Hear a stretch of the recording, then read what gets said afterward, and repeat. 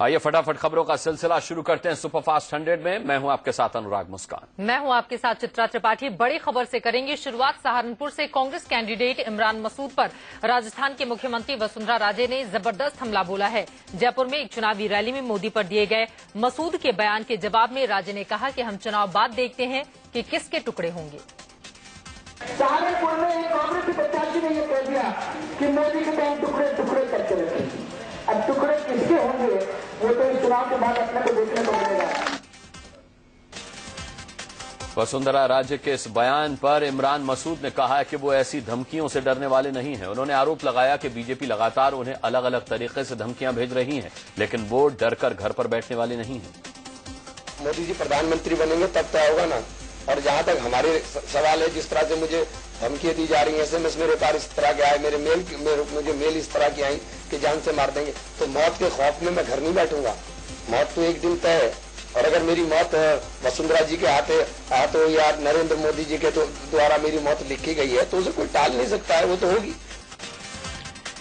दरअसल सहारनपुर से कांग्रेस उम्मीदवार इमरान मसूद ने नरेंद्र मोदी को बोटी बोटी कर देने की धमकी दी थी, जिसके लिए उन्हें कुछ दिन जेल की हवा भी खानी पड़ी थी। बाद में जमानत पर इमरान मसूद को छोड़ दिया गया था। चुनावी समर में नेताओं की बदजुबानी जारी है। ताजा मामला बीजेपी नेता अमित शाह का है, जिनके विवादित बयान पर बवाल मच गया है। शाह पर यूपी के बिजनौर में हुई एक रैली में एक समुदाय के खिलाफ लोगों को भड़काने का आरोप है। आरोप है कि अमित शाह ने अपने भाषण के दौरान एक समुदाय पर हिंसा करने का आरोप लगाया और लोगों से इस अंदाज में सवाल पूछे जिससे लोगों की भावनाओं को ये बात छू जाए। अमित शाह ने जो कुछ कहा वो हम आपको पूरा सुना भी नहीं सकते।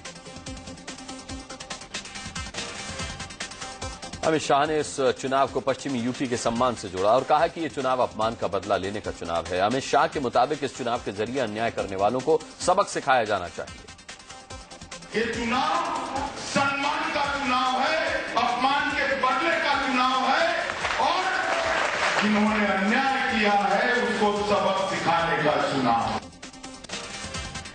अमित शाह ने विवादित बयानों की झड़ी लगा दी। उन पर यूपी की अखिलेश सरकार को धमकी देने का आरोप भी लगाया है। अमित शाह ने कहा कि अगर केंद्र में बीजेपी की सरकार बनी तो यूपी की सरकार अपने आप बर्खास्त हो जाएगी। और मोदी जी प्रधानमंत्री बनाओगे तो दूसरे ही समझना मुलायम की सरकार अपने आप गिर जाएगी।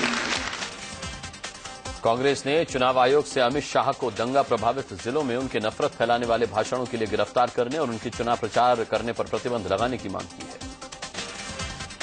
कांग्रेस ने यह भी आरोप लगाया कि नरेंद्र मोदी और उनके सहयोगी गुजरात का 2002 का सांप्रदायिक खेल पूरे देश में खेलने का प्रयास कर रहे हैं। कांग्रेस ने बीजेपी और उसके पीएम कैंडिडेट मोदी के खिलाफ आचार संहिता के उल्लंघन को लेकर कार्रवाई की मांग की है। अमित शाह के बयान पर पलटवार करते हुए एसपी महासचिव रामगोपाल यादव ने कहा कि लोकतांत्रिक तरीके से चुनी गई सरकार गिराना फासिस्ट विचारधारा है। उन्होंने कहा कि उनकी हिम्मत है तो हमारी सरकार गिराकर दिखाएं।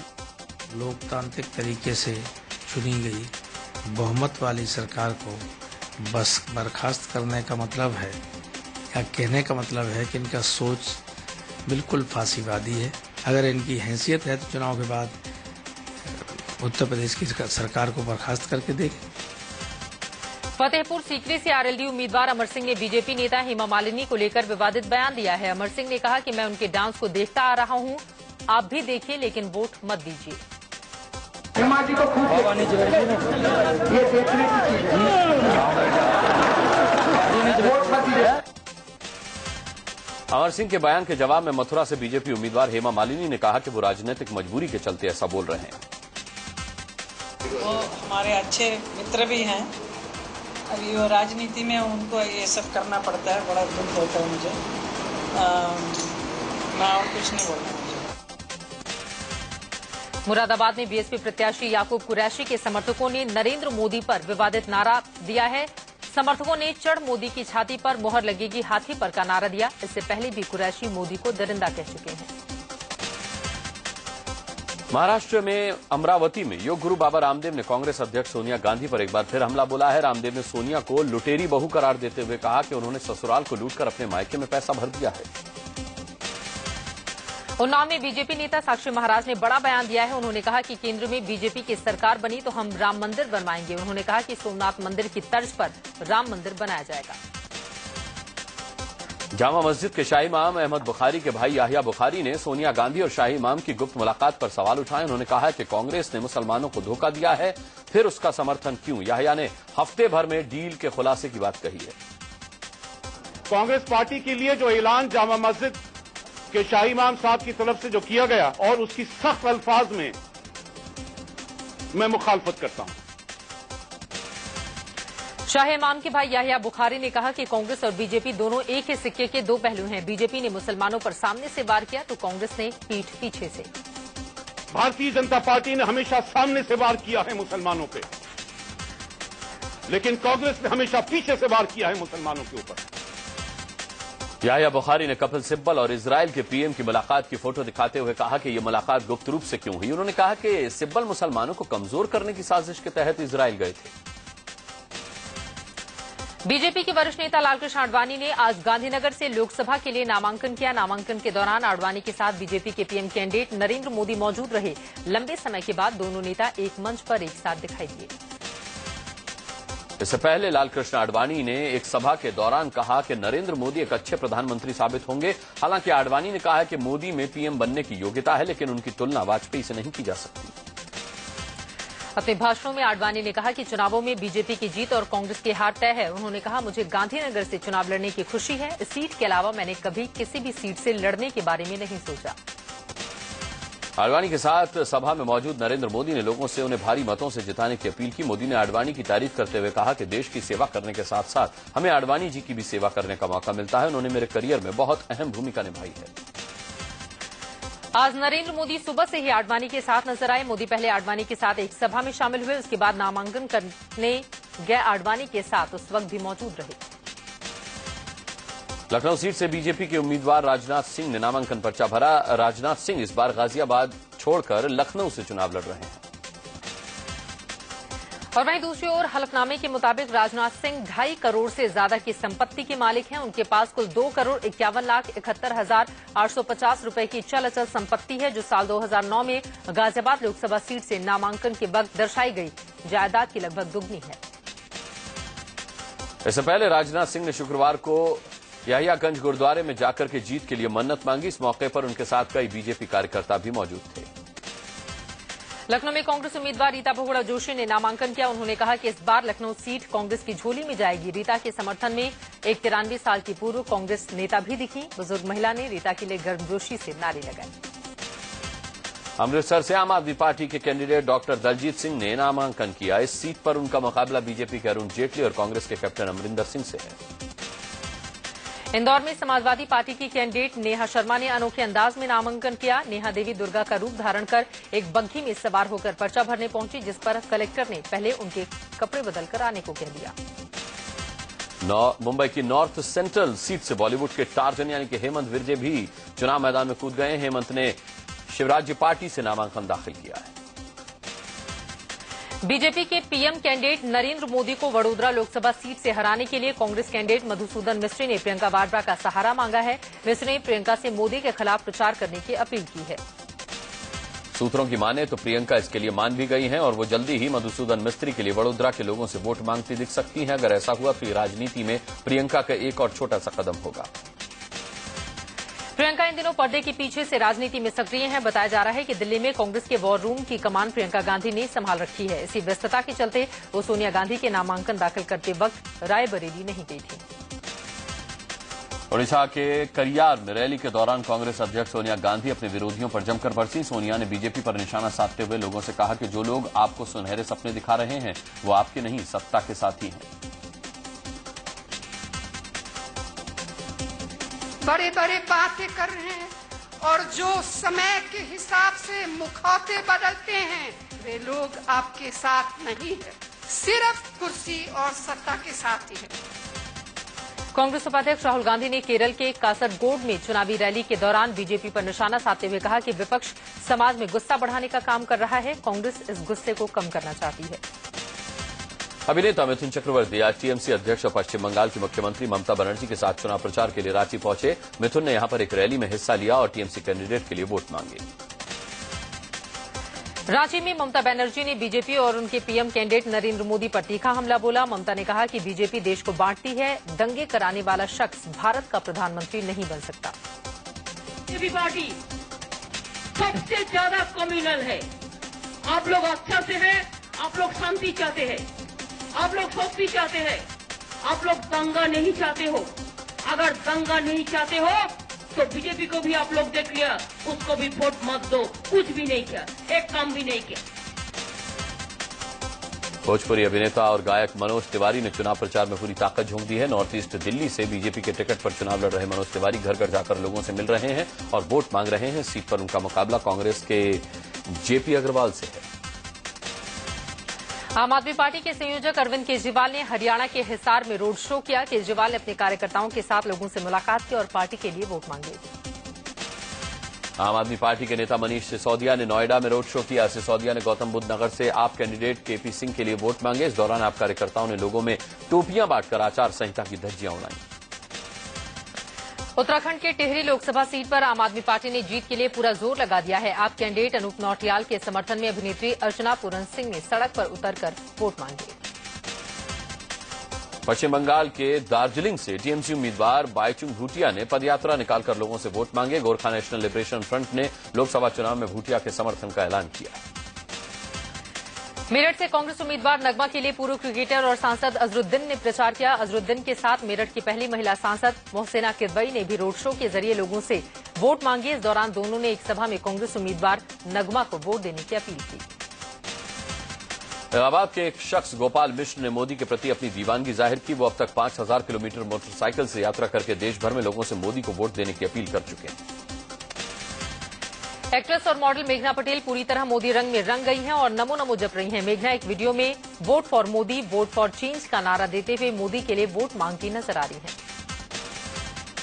बीजेपी के पीएम उम्मीदवार नरेंद्र मोदी प्रधानमंत्री बनने से महज 13 कदम दूर हैं। ये बात सामने आई है हंसा और सीएसडीएस के सर्वे में। सर्वे के मुताबिक लोकसभा चुनाव में एनडीए 249 का आंकड़ा छू सकता है, जो कि बहुमत से 13 सीट कम है। सूत्रों के हवाले से खबर है कि बीजेपी का घोषणा पत्र 7 अप्रैल को आ सकता है, लेकिन आचार संहिता के चलते टीवी पर 12 अप्रैल से पहले नहीं दिखाया जा सकेगा। बीजेपी अध्यक्ष राजनाथ सिंह ने कहा कि घोषणा पत्र में देरी की वजह उसमें किए गए कुछ बदलाव हैं। जेडीयू ने लोकसभा चुनाव के लिए अपना घोषणा पत्र जारी कर दिया है। दिल्ली में घोषणा पत्र जारी करने के दौरान पार्टी प्रमुख शरद यादव के साथ सीएम नीतीश कुमार समेत कई नेता मौजूद रहे।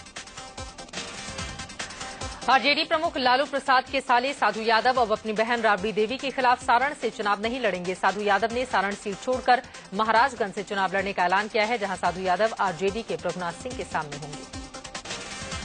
आम आदमी पार्टी ने कौशाम्बी लोकसभा सीट पर नए उम्मीदवार को चुनाव मैदान में उतारा है। वकील स्वर्णलता सुमन इस सीट से आपके टिकट पर चुनाव लड़ेंगी। इससे पहले इस सीट से आपके उम्मीदवार शीतला प्रसाद ने टिकट वापस कर दिया था। बिहार के सासाराम में रेलवे मैदान पर 3 अप्रैल को हुई सोनिया गांधी और मीरा कुमार की रैली की शिकायत चुनाव आयोग में की गई है। भारतीय रेल दलित मजदूर एसोसिएशन ने केस दर्ज कराकर आरोप लगाया है कि रैली के लिए सोनिया ने अपने रसूख दिखाकर रेलवे से जबरन जमीन ली। अमृतसर से बीजेपी उम्मीदवार अरुण जेटली ने उनके खिलाफ चुनाव लड़ रहे कांग्रेस उम्मीदवार कैप्टन अमरिंदर सिंह पर निशाना साधा। उन्होंने कहा कि कैप्टन के पास अमृतसर के लिए कोई विजन नहीं है। चुनावी दौरे पर निकले बीजेपी नेता उमा भारती की अचानक तबीयत बिगड़ गई और उन्हें भोपाल लौटना पड़ा। उमा डॉक्टरों की देखरेख में है। भोपाल के उनके आवास पर उन्हें दवाइयां दी जा रही हैं। पूर्व आर्मी चीफ और गाजियाबाद से बीजेपी उम्मीदवार वीके सिंह ने रक्षा मंत्री ए के एंटनी की तारीफ की है। उन्होंने कहा है कि वो हमेशा आर्मी वालों के लिए सोचते हैं और उनके वेलफेयर की बात करते हैं। अरुणाचल प्रदेश के मुख्यमंत्री नबाम तुकी ने प्रदेश में विधानसभा और लोकसभा चुनावों के लिए चुनाव प्रचार तेज कर दिया है। तुकी ने बुरागांव और ईटानगर में चुनावी प्रचार करते हुए लोगों से वोट मांगे। नबाम तुकी प्रदेश की जनता से विकास के नाम पर वोट मांग रहे हैं। तुकी ने कहा कि लोगों को संबोधित करते हुए घोषणा पत्र में जो भी वादे किए गए हैं, जीत के बाद उन सभी वादों को पूरा किया जाएगा।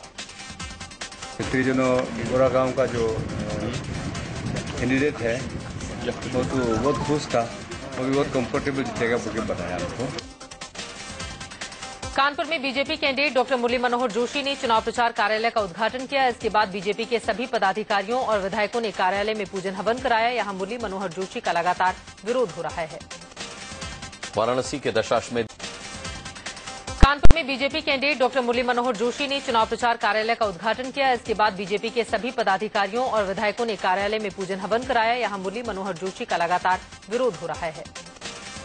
वाराणसी के दशाश्वमेध घाट पर बना एक रेस्टोरेंट आम आदमी पार्टी में नजर आ रहा है। यहां सब वेटर पार्टी की कैप लगाए रहते हैं। साथ ही मेन्यू में सभी डिश आपके नाम से ही है। रेस्टोरेंट लोगों के आकर्षण का केंद्र बना हुआ है। कानपुर की अकबरपुर लोकसभा से मौजूदा कांग्रेस सांसद और उम्मीदवार राजाराम पाल के विरोध में जनता ने पोस्टर लगाए हैं। पोस्टर में लिखा है कि पाल 5 साल में हो गए मालामाल, जनता हो गई कंगाल। इनका आरोप है कि वो क्षेत्र में दिखाई तक नहीं दिए। इलाहाबाद में किसान संघर्ष मजदूर मोर्चा के बैनर तले रिक्शे वालों ने रोड शो करके किसी भी नेता को वोट न देने का ऐलान किया। इनका आरोप है कि चुनाव आने पर राजनीतिक दल इनके हित की बात करते हैं और फिर इनकी सुध तक नहीं लेते। इलाहाबाद की सड़कों पर रोड शो कर रिक्शे वालों ने राजनीतिक दलों के नेताओं से सवाल पूछा कि आखिर उनका हक उन्हें कौन दिलाएगा। इन लोगों ने चेतावनी दी कि जब तक उनकी बेहतरी के लिए योजनाएं नहीं बनेंगी वो वोट नहीं देंगे। जयपुर में पुलिस ने एक लग्जरी कार से 25,54,000 रुपए बरामद किए हैं। पुलिस की सूचना पर आयकर विभाग ने यह रकम जब्त कर ली है। आचार संहिता लागू होने के चलते 50,000 से ज्यादा रकम लेकर चलने पर उसके दस्तावेज दिखाने होते हैं। एक छोटे से ब्रेक के लिए रुकेंगे। वापस लौटकर आगे आपको दिखाएंगे मुंबई के हैवान टीचर की करतूत। सैर सपाटे के नाम पर कौन कर रहा था ठगी और कैटरीना की बहन पर सरमाल का दिल। सह प्रायोजक प्रकृति जैसी शुद्धता हमारी पहचान। MDH मसाले the real spice of India.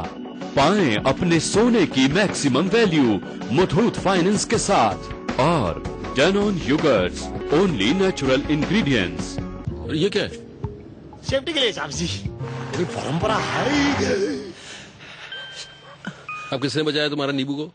साहब जी आपने सीएट टायर्स में गाड़ी नींबू मिर्ची के भरोसे नहीं, सीएट टायर्स पे चलाइए। बड़े ट्रेड ब्लॉक, बेहतर ग्रिप, बड़ा कंट्रोल। CEAT SUV tyres. हम जानते हैं कि अपनों की भीड़ में किसी खास को खुश रखना कितना मुश्किल है। इसीलिए Symphony storm with superior air throw, remote और LCD पैनल। जगह बड़ी हो या भीड़, ख्याल रखे सबका। सिम्फनी, इंडिया का कूलर, इंडिया को रखे कूलर।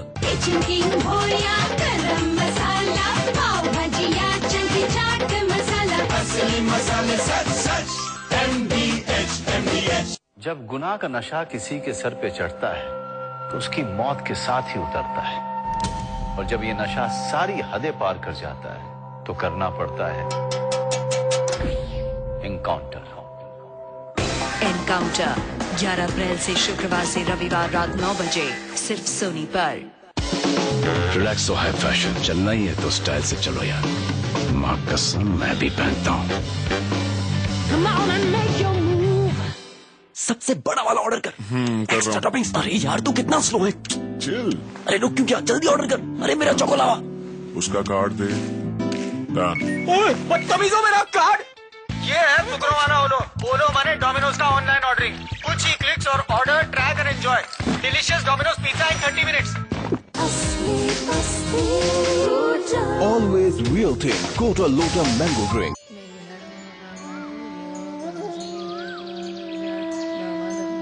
नानी कितनी स्वीट है ना। बेचारी अकेली बैठी है। चलो जरा मिलके आते हैं। बहू का विनाश हो, ननद का तो सर्वनाश हो, समधियों की ऐसी की तैसी हो जाए। बहू का कौन है बे? दूर से तो सब अच्छा दिखता है, जैसे ये घर। दूर से प्यारा, करीब से दरारों का मारा। ड्यूलक्स वेदरशील्ड मैक्स अपनाइए, जिसकी क्रैक प्रूफ टेक्नोलॉजी मौसम की मार से आपके घर को बचाए, ताकि घर रहे दूर से सुंदर, करीब से सॉलिड।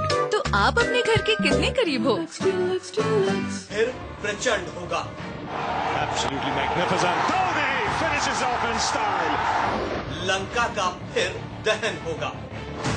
रन युद्ध। और ब्रेक के बाद सुपरफास्ट 100 की बाकी खबरें। दिल्ली में नर्सरी एडमिशन का रास्ता साफ हो गया है। दिल्ली शिक्षा निदेशालय ने भी नर्सरी एडमिशन फौरन शुरू करने का नोटिफिकेशन जारी कर दिया है। स्कूल 15 अप्रैल से नर्सरी का सेशन शुरू कर सकते हैं। यौन शोषण मामले में आसाराम की तीसरी बार पेश की गई जमानत अर्जी पर सुनवाई पूरी नहीं हो पाई। बचाव पक्ष और सरकारी वकील की जिरह तो पूरी हो गई, लेकिन पीड़ित लड़की के वकील ने जिरह के लिए अभी और वक्त मांगा है। आसाराम को अस्पताल से वापस जोधपुर सेंट्रल जेल भेज दिया गया है। बीमारी की शिकायत के बाद आसाराम को आयुर्वेद अस्पताल में भर्ती कराया गया था। इंडिया न्यूज ने स्टिंग में पहले ही साफ दिखाया था कि आसाराम बीमारी के नाम पर अस्पताल में मौज काट रहे थे। दिव्य ज्योति जागृति संस्थान के संस्थापक आशुतोष महाराज की मौत के मामले में उनके पूर्व ड्राइवर की याचिका पर सुनवाई करते हुए पंजाब हरियाणा हाईकोर्ट ने उनकी मौत को नेचुरल बताया है। दिल्ली के बाहरी रिंग रोड इलाके में बीच सड़क पर एक कार धू-धू कर जल उठी। आग की उठती लपटों को देखकर सड़क पर अफरा तफरी फैल गई। हादसे की वजह से बाहरी रिंग रोड पर लंबा जाम भी लग गया। और वहीं गुजरात के वलसाड़ में आग की ऐसी भयावह तस्वीर सामने आई है जो एक केमिकल फैक्ट्री में चारों तरफ लगने के बाद आप देख पा रहे हैं फैक्ट्री धू-धू कर जल उठी। वलसाड़ के ढमढाची गांव में बने केमिकल फैक्ट्री में आग के बाद चारों तरफ अफरा तफरी मच गई। आग से कंपनी को लाखों का नुकसान बताया जा रहा है। आग पर काबू पाने के लिए फायर ब्रिगेड की गाड़ियां मौके पर पहुंची। इलाहाबाद के सिविल लाइन्स इलाके में बने एक शॉपिंग मॉल में भीषण आग लग गई। मॉल में रेस्टोरेंट भी था जहां बड़ी संख्या में एलपीजी सिलेंडर रखे थे। मुंबई से सटे ठाणे में दूसरी क्लास में पढ़ने वाली बच्ची से रेप का मामला सामने आया है। पुलिस मामले की जांच कर रही है। दिल्ली में 24 घंटे में रेप और छेड़छाड़ के 6 मामले सामने आए हैं। दिल्ली में चौथा और 5वां मामला कोटला मुबारकपुर का है। 25 साल के एक शख्स पर 2 बहनों के साथ छेड़खानी का मामला सामने आया है। एमपी के ग्वालियर में एक नवविवाहिता के साथ गैंगरेप का सनसनीखेज मामला सामने आया है। दिल्ली पुलिस ने उत्तम नगर में 29 मार्च को हुई एक महिला की हत्या के गुत्थे सुलझाते हुए 4 आरोपियों को गिरफ्तार कर लिया है। ग्रेटर नोएडा के सूरजपुर इलाके में दर्जन भर हथियारबंद बदमाशों ने घर में घुसकर पति पत्नी की हत्या कर दी। नोएडा पुलिस ने ठगी करने वाले शातिर गिरोह पर शिकंजा कसते हुए 4 सदस्यों को गिरफ्तार किया है।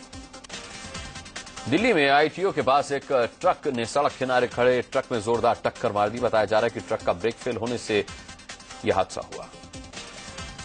देर रात दिल्ली पुलिस हेडक्वार्टर में महज 50 मीटर की दूरी पर नशे में धुत युवक ने जमकर हंगामा किया। काले रंग की स्कॉर्पियो पर समाजवादी पार्टी का स्टिकर लगा हुआ था। पुलिस की माने तो गाड़ी नोएडा की है। मध्य प्रदेश के सतना में बदेरा थाने के अंदर अचानक ब्लास्ट होगा। धमाके की वजह से थाने के 2 कमरे जमींदोज हो गए। कल मीरपुर में होने वाले T20 वर्ल्ड कप के फाइनल से पहले दोनों टीमों के कप्तानों ने ट्रॉफी का अनावरण किया। इससे पहले कल T20 विश्व कप के सेमीफाइनल मैच में भारत दक्षिण अफ्रीका को 6 विकेट से हराकर फाइनल में पहुंच गया है। विस्फोटक बल्लेबाज विराट कोहली ने पहले शानदार छक्का लगाकर 35 गेंदों पर अपना अर्धशतक पूरा किया। उसके बाद विजयी चौका लगाकर टीम को जीत दिलाई। और वहीं दूसरी तरफ अफगानिस्तान में आज राष्ट्रपति चुनाव के लिए मतदान हो रहा है। राष्ट्रपति पद के लिए कुल 8 उम्मीदवार चुनावी मैदान में हैं। उत्तर कोरिया का एक मालवाहक जहाज दक्षिण कोरिया के दक्षिणी तट के पास डूब जाने से 2 लोगों की मौत हो गई। पाक पीएम नवाज शरीफ के सलाहकार सरताज अजीज ने बीजेपी के पीएम उम्मीदवार नरेंद्र मोदी पर कहा कि मोदी के बारे में कुछ भी अनुमान नहीं लगाया जा सकता। अजीज ने कहा कि इसी वजह से मोदी की छवि मुस्लिम और पाकिस्तान विरोधी मानी जाती है। क्रीमिया के रूस में विलय के बाद वहां मौजूद सभी यूक्रेनी सैनिकों को देश छोड़ने का आदेश दे दिया गया है। कैटरीना कैफ की छोटी बहन इसाबेल कैफ की आने वाली फिल्म डॉक्टर कैबिब का पहला ट्रेलर जारी कर दिया गया है। फिल्म हीरोपंती का ट्रेलर रिलीज हो गया है। इस फिल्म के जरिए अभिनेता जैकी श्रॉफ के बेटे टाइगर श्रॉफ बॉलीवुड में डेब्यू कर रहे हैं। हीरोपंती 2 प्रेमियों की कहानी है जो अपने प्यार की खातिर पूरे समाज से टक्कर लेने के लिए तैयार है। फिल्म हीरोपंती का trailer mister perfectionist Aamir Khan ने मुंबई में लॉन्च किया। फिल्म भूतनाथ रिटर्न्स के प्रमोशन के लिए कपिल के शो में महानायक अमिताभ बच्चन पहुंचे। इसी दिन कपिल ने अपना बर्थडे भी सेलिब्रेट किया। सिद्धार्थ मल्होत्रा और श्रद्धा कपूर की फिल्म एक विलन का पहला टीजर रिलीज हो गया है। अमिताभ बच्चन और बोमन ईरानी अभिनीत फिल्म भूतनाथ रिटर्न्स 11 अप्रैल को सिनेमाघरों के पर्दे पर उतरेगी। इस बीच फिल्म भूतनाथ रिटर्न्स का नया गाना रिलीज किया गया है।